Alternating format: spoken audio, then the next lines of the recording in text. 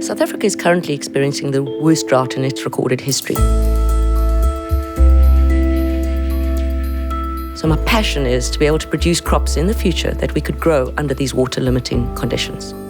Resurrection plants are unique. If there is no rain, they simply dry down, they look dry, brittle, they're dead. Yet when it rains, within 24 to 48 hours, they are bright green and growing again. I first discovered a resurrection plant at the age of 9.